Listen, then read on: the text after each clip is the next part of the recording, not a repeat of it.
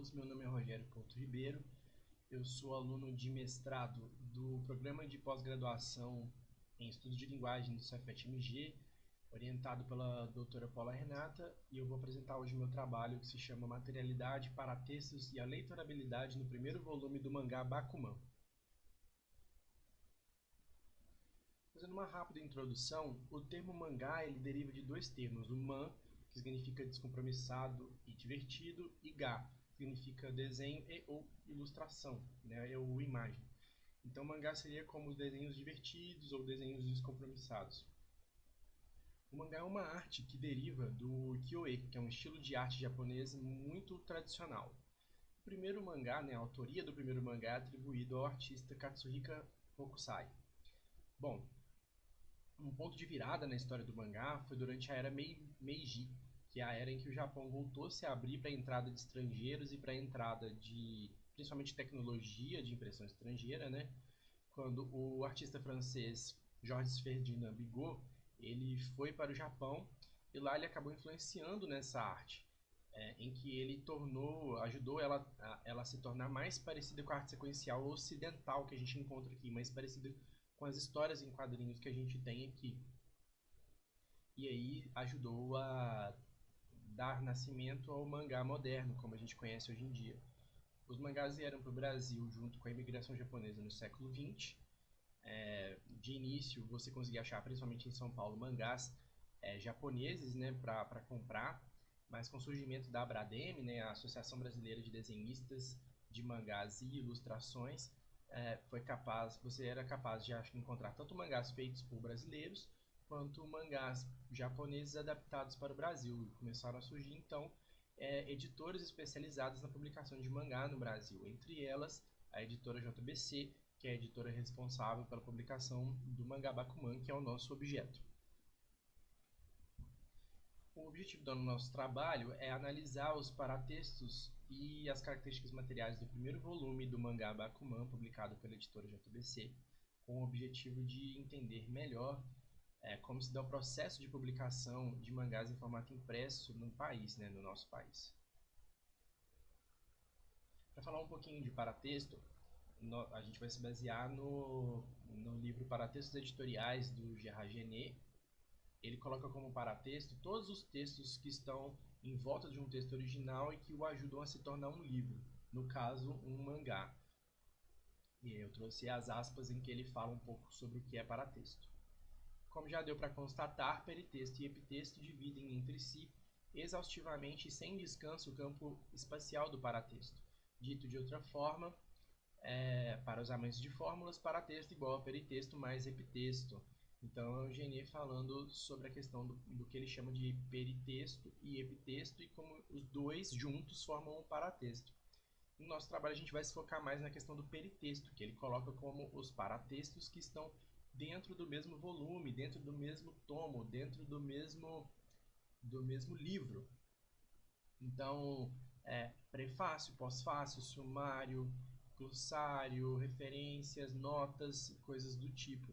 O epitexto ele coloca como paratextos que ajudaram na construção de determinado livro, mas que são externos ao volume, desde materiais de publicidade até cartas trocadas entre o editor e o autor, coisas do tipo. Bom, nós estamos avaliando, né, vamos analisar os paratextos do mangá e como esses paratextos ele auxiliam ou não na leitorabilidade desse mangá. A gente vai se basear na noção de leitorabilidade colocada por Teo Chou, desculpa. E eu trouxe aspas aqui, né, como eles definem leitorabilidade. Eles definem leitorabilidade como a soma total, incluindo todas as interações, de todos os elementos de determinado material impresso que afetam o sucesso na leitura de um determinado grupo de leitores. O sucesso está relacionado com a compreensão, velocidade de leitura e manutenção do interesse dos leitores. Eis aqui o conceito de leitorabilidade que vai nortear o nosso trabalho. Aqui temos o nosso objeto. Temos aí a primeira capa, a lombada e a quarta capa do primeiro volume do mangá Bakuman. e eu listei aí as características da realização material, as características do volume impresso, né? Questão de material, formato, valor, dados de coleção, que o GNE considera como paratextos também. Trouxe ilustrações de paratextos, mais especificamente de peritextos do volume, né? A gente tem as indicações editoriais, o anterrosto, o sumário e a folha de rosto nesse slide. Eu trouxe também a indicação de título, né, que é colocado pelo GNE também como paratexto. Um volume de mangá ele é composto por diversos capítulos, né, e cada um dos capítulos tem seu próprio título, indicado aí.